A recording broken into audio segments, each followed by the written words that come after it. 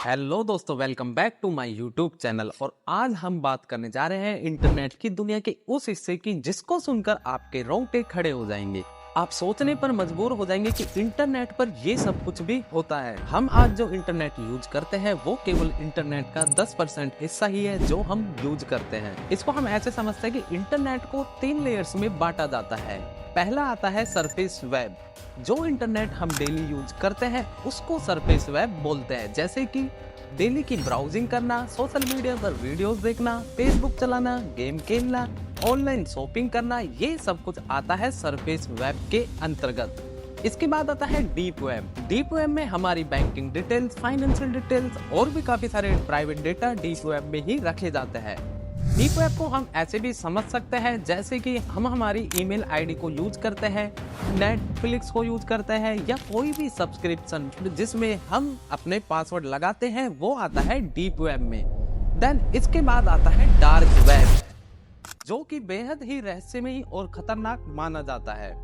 अब आपके मन में सवाल आ रहा होगा कि आखिर डार्क वेब है क्या, और ये जब इतना खतरनाक है तो इसको बंद क्यों नहीं किया जाता। डार्क वेब इंटरनेट का ही एक हिस्सा है जिसे हम नॉर्मल ब्राउजर जैसे गूगल क्रोम, फायरफॉक्स या फिर ओपेरा मिनी से एक्सेस नहीं कर सकते। डार्क वेब को एक्सेस करने के लिए एक खास प्रकार के ब्राउजर की आवश्यकता होती है जिसे हम टॉर ब्राउजर के नाम से जानते हैं।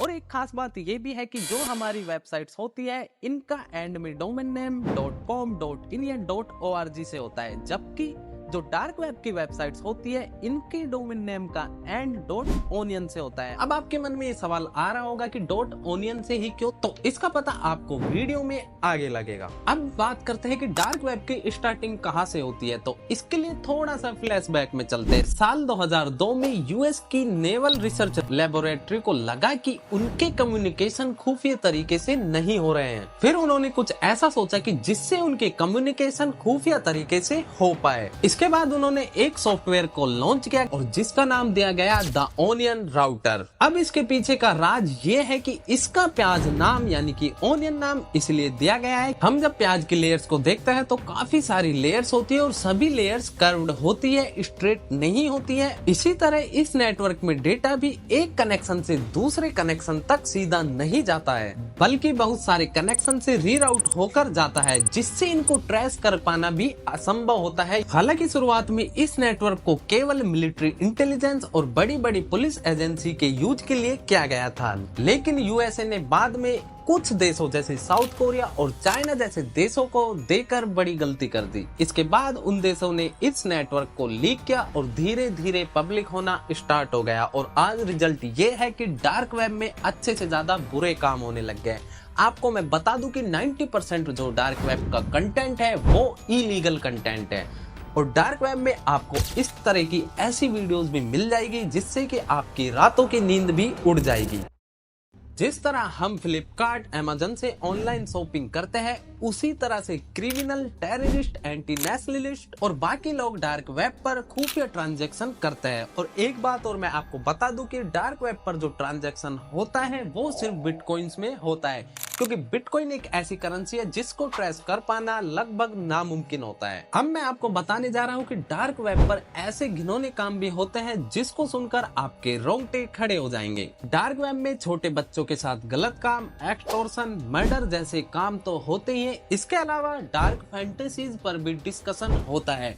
डार्क फैंटेसीज में आपको बता दूं कि जैसे कि इंसानों का मीट क्या भाव बिकता है, इंसानों का कौन सा ऑर्गन सबसे ज्यादा स्वादिष्ट होता है, और भी ऐसे ऐसे डिस्कशन जिसको सुनकर आपके रोंगटे खड़े हो जाएंगे। आप डार्क वेब पर किसी की भी सुपारी देकर उसको टॉर्चर करवा सकते हैं। अगर आप चाहे कि इस इंसान के मुझे बाल उखड़वाने हैं या नाखून उखड़वाने हैं, इवन आपको प्राइवेट पार्ट भी उखड़वाना हो, तो सिर्फ इसके बदले आपको पैसे देने होंगे, और पैसे के बदले आप किसी की जान भी ले सकते हैं। इंडिया में डार्क वेब को सही तरीके से यूज करना तो लीगल है, बट अगर आप मिस यूज करते हैं तो ये इलीगल होता है। अब आपके मन में ये सवाल तो आ रहा होगा कि जब डार्क वेब पर 90% कंटेंट इलीगल है तो फिर इसको बैन क्यों नहीं कर दिया जाता। तो फ्रेंड्स, मैं आपको बता दूं कि डार्क वेब को बैन करना लगभग नामुमकिन है, क्योंकि जो डार्क वेब के ब्राउजर होते हैं काफी सारे रिलेज को यूज करते हैं। वे एक यूजर के आईपी एड्रेस को छिपाने के लिए 3 अलग यूजर के आईपी एड्रेस से जंप करा के फिर सर्वर से कनेक्ट करते हैं, इसलिए उनको ट्रैक कर पाना लगभग असंभव होता है। दूसरा रीजन ये भी है कि बड़े बड़े देशों की जो पुलिस एजेंसीज होती है